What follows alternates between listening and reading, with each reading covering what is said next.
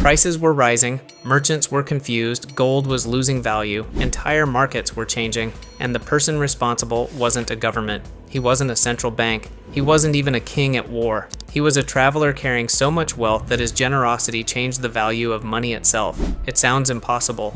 Yet more than 700 years ago, one man did exactly that. His name was Mansa Musa, and according to many historians, he may have been the richest human being who ever lived. Not the richest African, not the richest king, the richest person in history. Possibly richer than modern billionaires combined, but here's the strange part. The biggest lesson from Mansa Musa isn't about how rich he became. It's about why millions of people today still struggle to build wealth despite earning more money than ever before. Because hidden inside this ancient story is a modern financial trap that affects almost everyone. And once you see it, you'll start noticing it everywhere. If you're tired of surface-level money advice and want to understand the psychology behind wealth, hit subscribe. Because on this channel, we don't just talk about making money, we talk about the habits, decisions, and mindset that quietly build wealth over time. Because financial freedom isn't built overnight, it's built one decision at a time. And here at Capital Chalk, every dollar counts. Now let's continue. Most people think wealth is simple: earn more, spend more, enjoy life, repeat, and eventually you'll become rich. But real life doesn't work that way. If income alone created wealth, every high-income earner would be financially free. Yet many people earning six figures live paycheck to paycheck, while some ordinary earners quietly build significant wealth. Why? Because wealth is not just about income, it's about behavior, it's about ownership. And surprisingly, one of the greatest lessons about wealth comes from a king who lived more than 7 centuries ago.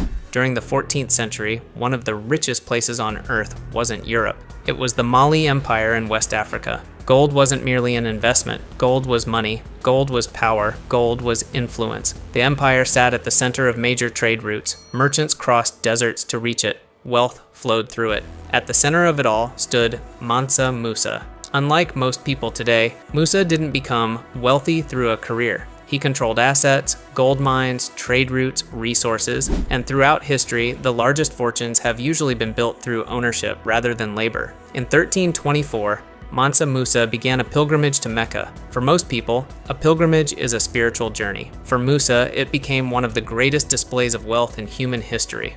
Imagine standing in a crowded marketplace. The day feels ordinary. Then rumors begin spreading. A king is coming. Not just any king. The richest king anyone has ever seen. Most people probably dismissed the stories until they saw the caravan. Thousands of attendants, officials, guards, servants, and hundreds of camels carrying gold. The line stretched for miles. People at the front couldn't see the end. People at the back couldn't see the beginning. For many witnesses, it must have looked less like a royal procession and more like an entire city moving across the desert. Everywhere Musa traveled, crowds gathered, stories spread, merchants talked, travelers carried the stories even further. And then Musa did something that made those stories legendary. He gave away gold to the poor, to merchants, to officials, to communities, everywhere he went. At first, everyone celebrated. Who wouldn't? Imagine someone arriving in your city and handing out money. It sounds like a dream, but dreams sometimes have consequences. The more gold Musa distributed, the more gold entered local economies. And economics follows a simple rule. When something becomes more abundant, it often becomes less valuable. Gradually, gold began losing value, prices started rising, markets adjusted, inflation spread. Think about how extraordinary that is. One person's spending was large enough to influence regional economies. His wealth wasn't simply impressive. It was powerful enough to change the value of money itself. And while most of us will never own mountains of gold, many people unknowingly create a smaller version of the same problem. It usually starts with a raise. Imagine someone earning $50,000 a year. For years, they dream about earning $80,000. Then it finally happens. A promotion, a raise, a larger paycheck. Life feels different for a while. Then the upgrades begin. A nicer apartment, a newer car, more subscriptions, more convenience, more spending. Nothing reckless. Just small improvements, one after another, and before long, the extra income disappears. Not because it was stolen, not because of an emergency, but because it quietly became part of a more expensive lifestyle. This is lifestyle inflation, and it traps millions of people. The dangerous thing is that it doesn't feel dangerous. Every decision feels reasonable. I deserve this. I worked hard for this. I can afford this now. But every upgrade creates a new normal. Human beings adapt incredibly quickly. The phone you once dreamed about becomes ordinary. The apartment you once celebrated becomes normal. The salary you once thought would change your life becomes disappointing. Psychologists call this adaptation. More money often creates temporary happiness but permanent expectations. Then a new target appears. A bigger house, a better car, a more luxurious vacation, and the cycle begins again. More income, more spending, more expectations, more pressure. The finish line keeps moving. Social media often makes the problem worse.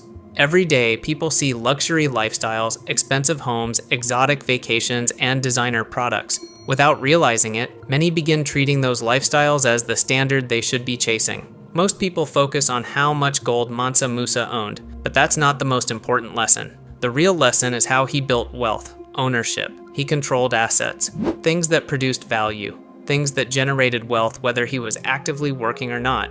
Centuries later, the principle remains the same. Today, the assets may be different: stocks, businesses, real estate, intellectual property, but the principle remains unchanged. The wealthiest people don't simply earn money. They own things that generate money.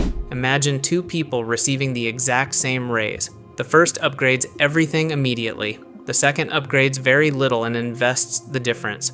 At first, there seems to be almost no difference. 5 years later, the gap becomes noticeable. 10 years later, the difference can be extraordinary. One person owns impressive things. The other owns valuable assets. One has a lifestyle to maintain. The other has wealth that continues to grow. One looks rich. The other becomes rich. And that difference eventually creates something more valuable than money itself. Freedom. Freedom to choose. Freedom to walk away. Freedom to spend time the way you want. Freedom from constant financial pressure.